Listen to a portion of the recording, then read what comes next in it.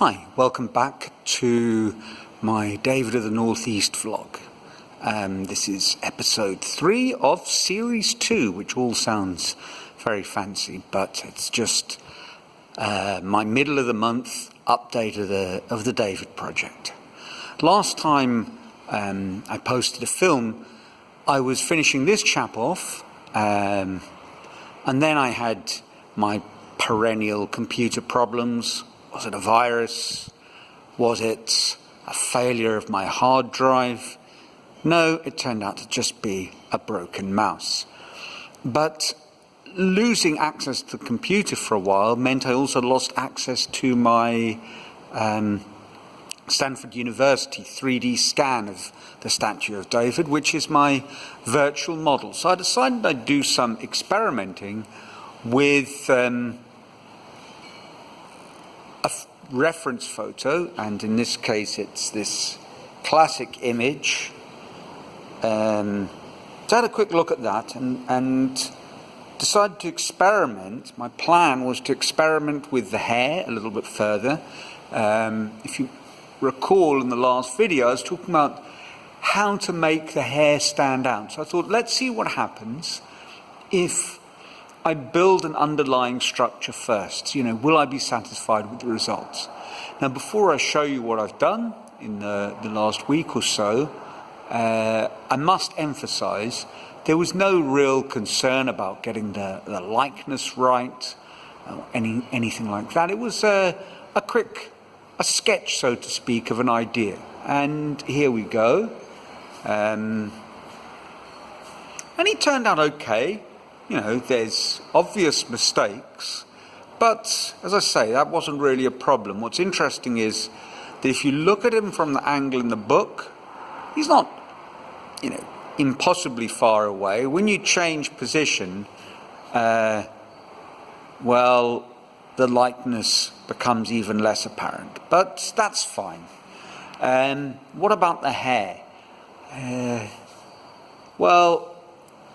This attempt at the underlying structure and then building his curls on top, it's not just that I'm not entirely happy with the results.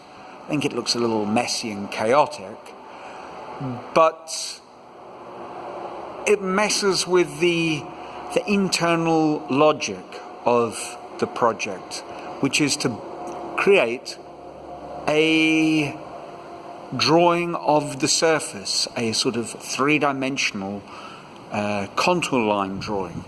So having these internal construction lines really doesn't sit well. So it's an experiment that failed, and that's fine.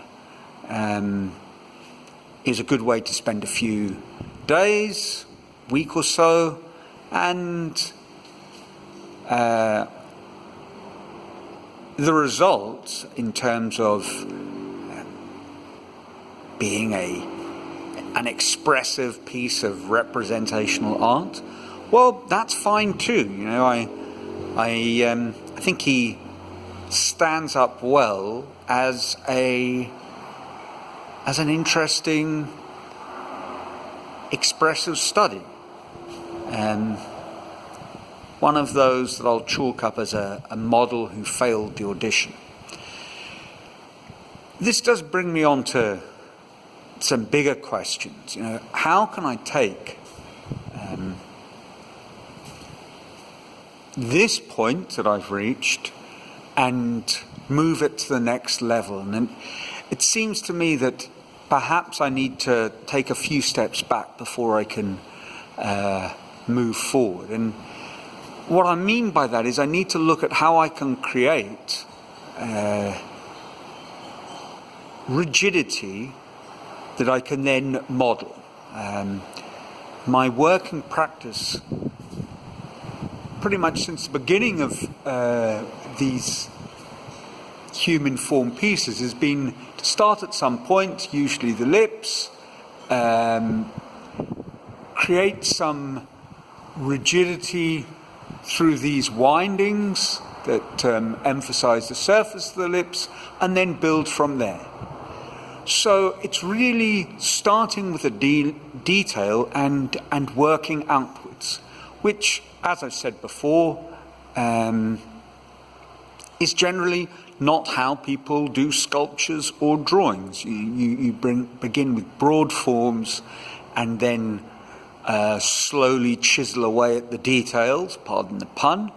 And if you start with these details and move outwards, what you'll find is a sort of compounding error, a small, almost microscopic, but they're not microscopic, millimeters differences, degree differences of lines in space.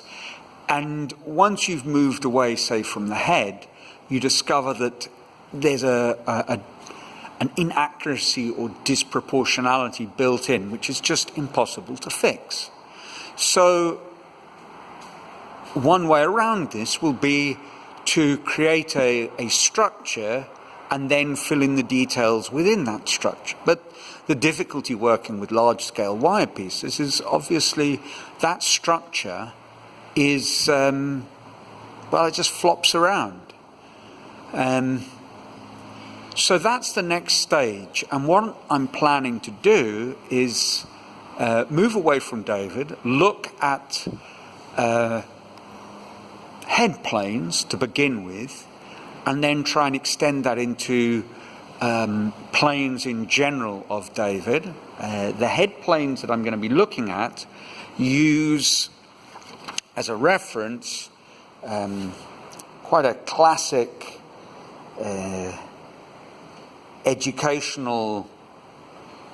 educational model. This is a photo of the Asaro head, which is a mannequin showing the planes of the head in quite some detail.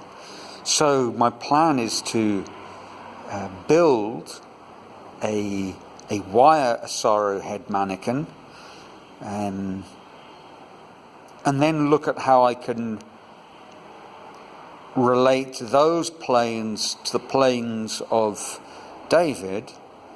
And once I've kind of nailed all of that down, I will be able to create a structure which will underpin the more detailed elements. So that's the plan. And I began work today on my first crack at this Asaro head wire version, and I think it'll be quite an interesting exercise, and if nothing else, it will deepen enormously my understanding of realistic human figure drawing fundamentals. So I will catch up with you again as we swing into 2021. They're nice these years. 2020 has a bit of a ring to it, and next year's 2021 that has a sequential feel, in a way that 1991, I suppose, had a symmetry, but then 1992 loses it a bit. So 2021, that's a great sounding year, and just on the cusp of it, I will let you know how David's developing, or actually on that video, how the Asaro head has turned out. So until then, keep well, keep safe, and as always, I'd love to hear your comments, so don't just hit a like, which is a sort of, in my case, of a low subscriber channel, is a welcome little ego boost, but I suppose not really a big deal in terms of not having ad revenue or things like that, and being high in the algorithm. But comments, those really are like gold. So please leave a comment, and until next time, ciao.